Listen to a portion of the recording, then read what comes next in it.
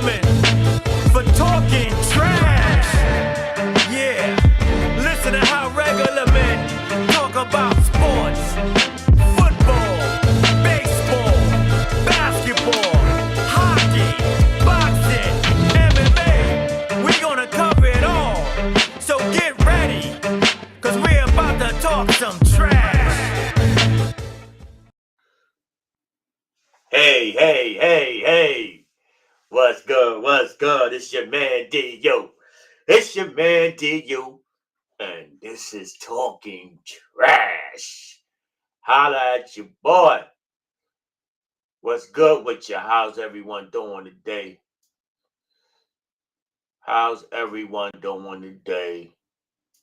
Cold Sunday, but we here. You know? First and foremost, I gotta talk about our merchandise site. You go to our merchandise site, Pulsar Entertainment LLC .mybigcommerce.com. Pulsar Entertainment LLC .mybigcommerce.com. You can get the Pulsar snapbacks, t-shirts, and you'll be able to pick up your own Talking Trash jug, right? Pick up your own Talking Trash jug. It's coming to the site. You go to the site, Pulsar Entertainment LLC .mybigcommerce.com, and get yourself some merchandise. All right. First thing on deck. We gotta talk about the NFL, right? We gotta talk about the NFL, and the first thing on deck is Brian Flores suing the NFL. Yo, woke up and got a notification. Brian Flores was suing the Giants, the Broncos, and the Miami Dolphins. Now, the Miami Dolphins situation was strange. It was strange because the owner of the Miami Dolphins offered Brian Flores $100,000 to tank, to get rid of games, to lose games. $100,000 for every game he lost. And you're talking about a man that came from nothing. Basically, came from Brownsville, Brooklyn. Worked his way up into the NFL to become a head coach. And you're essentially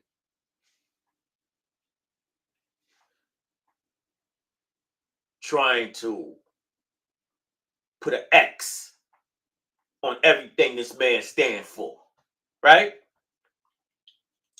His words, I would have loved to have been a fly on the wall and found out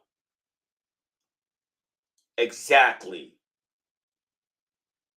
what was said in that room when he offered Brian Flores $100,000 for each loss, right? I wonder what was exactly said. Was it a high rate of profanity going on in that room? Did they just stare at each other and look at each other like, yo, like Brian Flores probably looked at him like, yo, man, are you crazy? Black coaches have a hard enough time getting a job in the NFL and you want me to tank.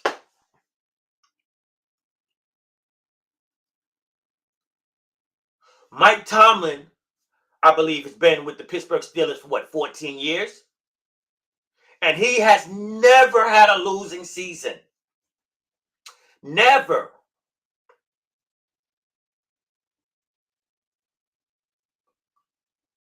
And for him to keep that job, he had to set the bar high. And that bar was 0 losing seasons. And this man comes to Brian Flores and asks him to tank and offered him $100K, a loss. That is like the extreme insult. You hire me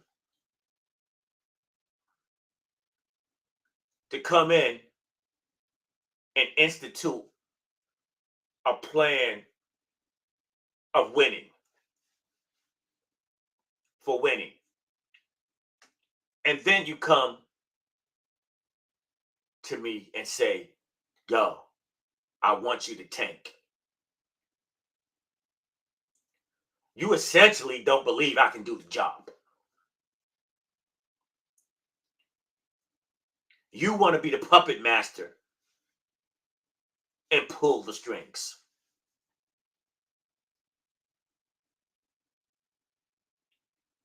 That's exactly what you want to do. He wanted to be the puppet master and pull the strings.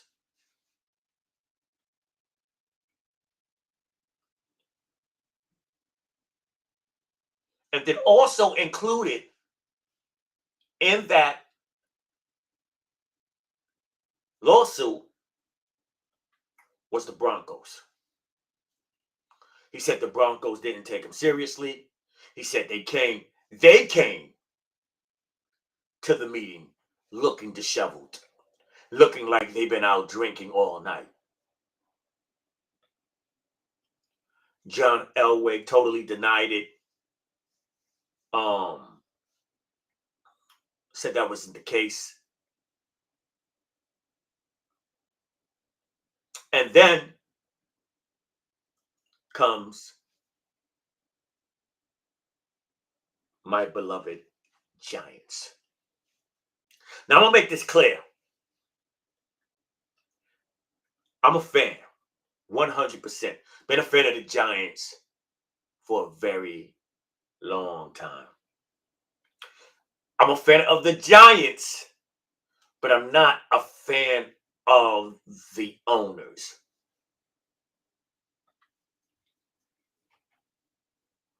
The Giants have never had a coach of color on their sidelines.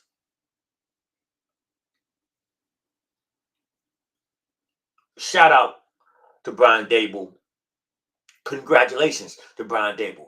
I truly believe that every man should have the opportunity to grow, to better himself, feed his family, and achieve all his dreams and aspirations. If this is what Brian Daboll truly desired. It's not his fault. But what was crazy is that, the Rooney Rule is in place. And Bill Belichick mistakenly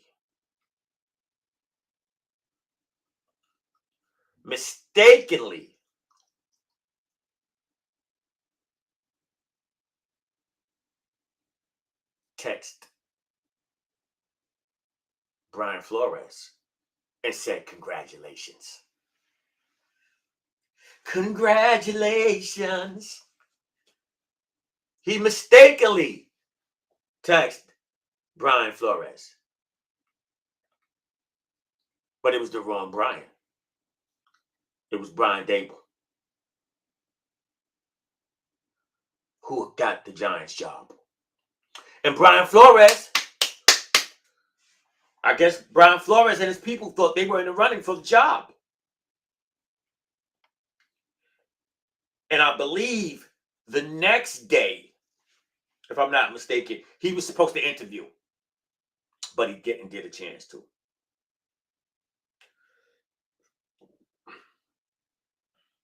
And he brought about this lawsuit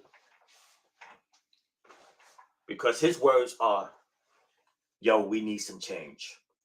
The Rooney Rule has been instituted. It's absurd that we even need a Rooney Rule. It's totally absurd. What do we need a Rooney Rule for? Right?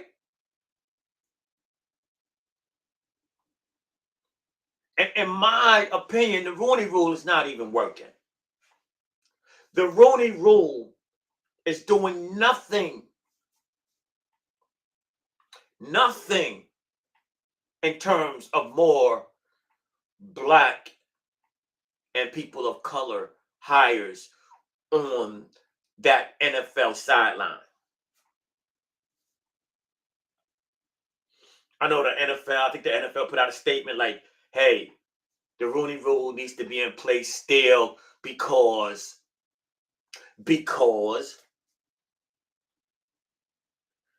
it has helped us have more black GMs, people of color, more GMs that's not Caucasian. How many of those do we have?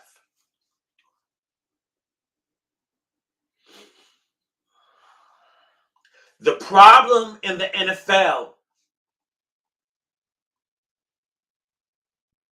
is that they don't have any black or people of color ownership. That's the problem in the NFL.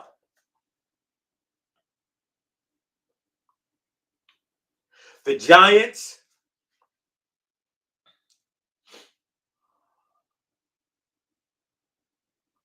there's been rumors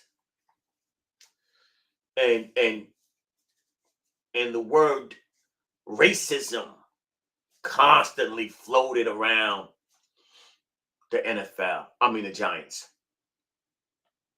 Racist organization. That's been the word for the people, for the people that's the regular guy on the street, the regular fan. You go on the street, you hear people say, the Giants are racist. That organization is racist. Now, I won't go as far as to call the Moras racist, because I don't know them at all.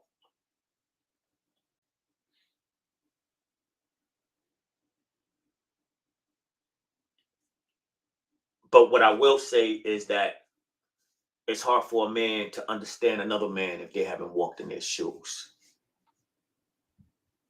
And the Moras have never walked in a black man's shoes. The Moras have never walked in a Hispanic man's shoes. So it's definitely hard for them to say, hey, we need to hire this brother. They're definitely not saying that. They understand Brian Dable's shoes. They understand Brian Dable's shoes. But until the NFL has some black or person of color ownership, this problem will continue. It will continue.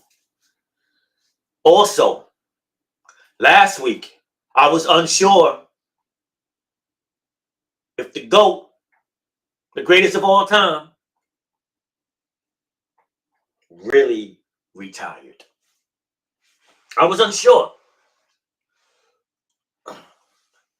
But I want to shout out my guy, Justice.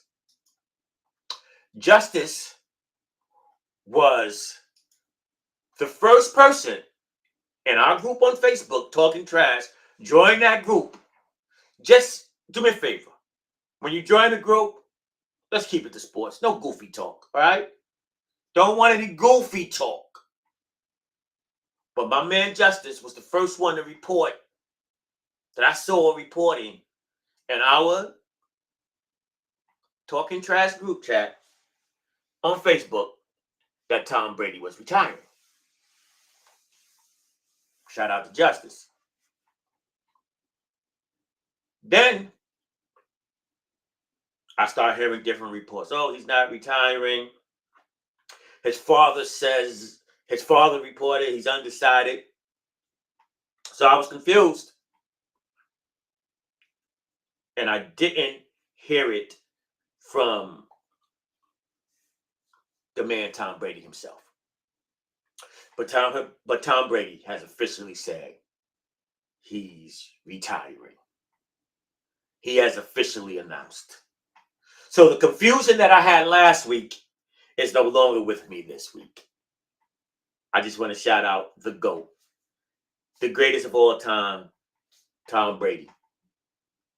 Yo, great career. Enjoy your time with your children and your wife, and any other endeavors that you're going to pursue. I'm sure your retirement is going to be great, Mr. Brady, and we enjoyed seeing you perform every Sunday.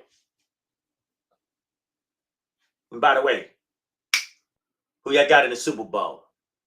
Somebody hit me in the Talking Trash group or in the chat, let me know. The next thing I want to talk about, I want to talk about basketball. And when I usually talk about basketball, I usually want to start off with the Knicks, right? I'm not talking about the Knicks. We all know the Knicks lost last night to the Lakers, right? That's not worth talking about. I want to talk about Breanna Stewart, who just got a max deal in the WNBA.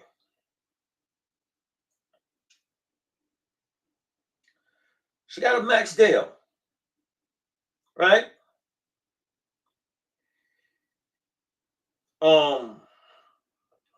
She signed with the Seattle Storm. The Seattle Storm, a one-year deal for $288,000. And I looked at that and I said, what?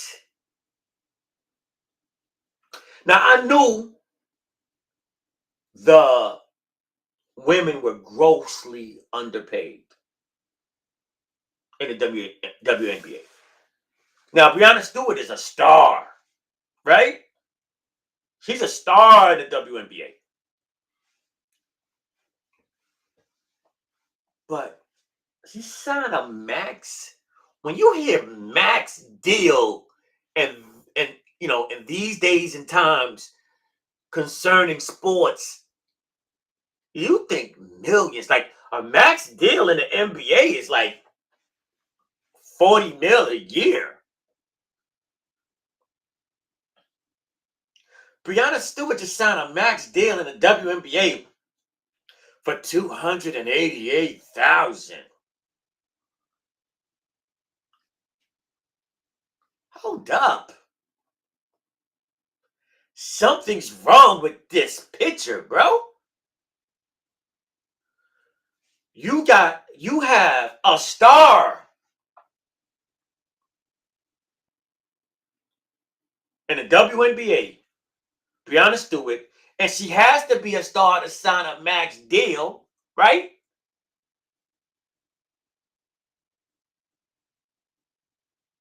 And she only signs for 288,000. Now, don't get me wrong. In a lot of other professions, that would be great money. Hey, I'm from and live in New York City, and even with the high prices in New York City, 288 grand is great money in New York City. Don't get it twisted. Don't anybody telling you they can't survive on $288,000 a year in New York City is telling you a lie. They don't know how to manage their money. They're overspending, right? Somebody who tells you they can't live off of 288,000 in New York City, yeah, they're tripping. They're living above their means. Great money. In a lot of other professions, that's great money, right? It's not generational wealth. Let's get that. Let's get that right. It's 288 grand, but believe me, you can live good. But when you talk about professional sports, it and you talk about a max salary, and this young lady is just making 288 grand. Are you kidding me?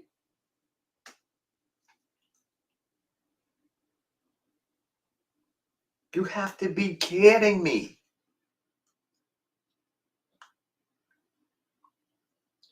So, what are the low level players making in the WNBA? 40, 50 grand a year?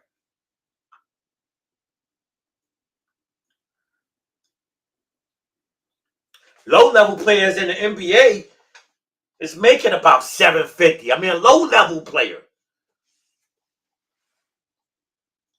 I've seen contracts for like 750, 850, 950 in the NBA. 950,000, I'm talking.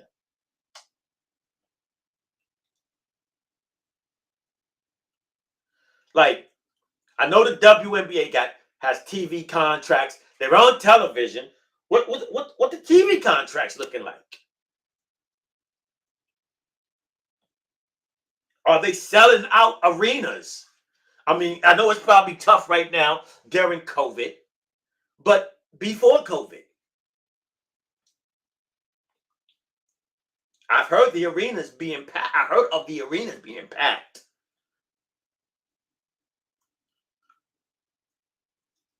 Why? Why?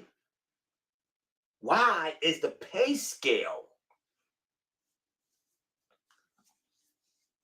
at this point in time with the WNBA so far away from the WNBA?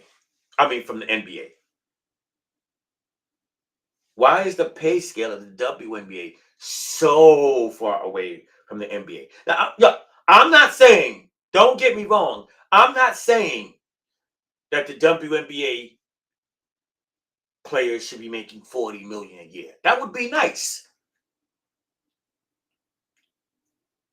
But to have a star sign a max deal, and that max deal is 288K, I'm not getting that picture at all. I'm getting a picture of someone being taken advantage of.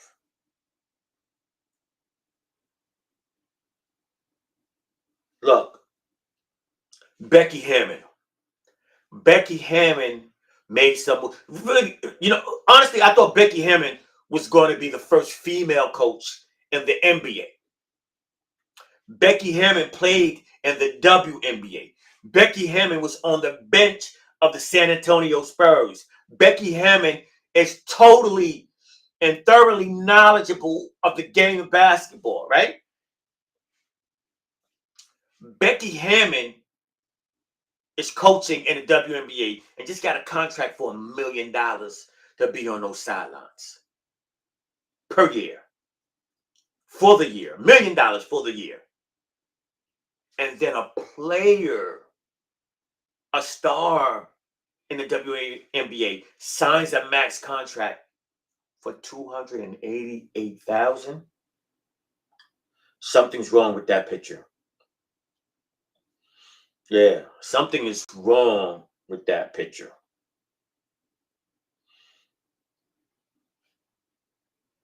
Yeah. I've seen what's his name? Draymond Green. Draymond Green spoke out, you know, in favor of the women.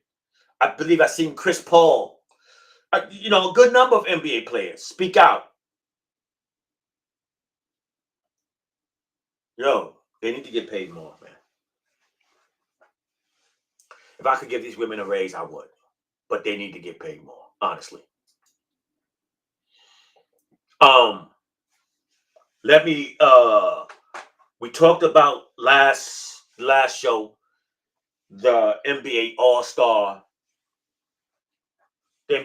starters, right? I want to talk about real quick, then I'm out of here, the NBA All-Star reserves. On the east side, on the east side, an All-Star reserve, Fred VanVleet. It's his first time being an All-Star. Jason Tatum, Zach LaVine, James Harden, Darius Garland on the East. First time All-Star. Jimmy Butler. Yeah. Good squad, right? Good squad of players. On the West, we have Luka Doncic, Devin Booker, Rudy Gobert, Draymond Green, Chris Paul, Karl-Anthony Towns. And I forgot Chris Middleton. Chris Middleton on that East squad, right? I think, this is my opinion, I think Anthony Edwards from the Minnesota Timberwolves got jerked. He should have been an All-Star. And Chris Middleton on the East. I think somebody else could have been in that spot besides Chris Middleton. Maybe LaMelo Ball. Maybe Miles Bridges. But I don't think Chris Middleton, because now, he was put in there by the coaches. I don't think Chris Middleton, although a good player, has had the type of season where he deserved to be in the All-Star game. But regardless of all that, I'm still going to watch it. I'm rooting for my man Obi Toppin in the dunk contest. Hey, yo, listen up. It's your man DU. It's another Sunday of talking trash. Enjoy your Sunday. Rest up. Have fun. Peace and love to all of y'all. I'm out.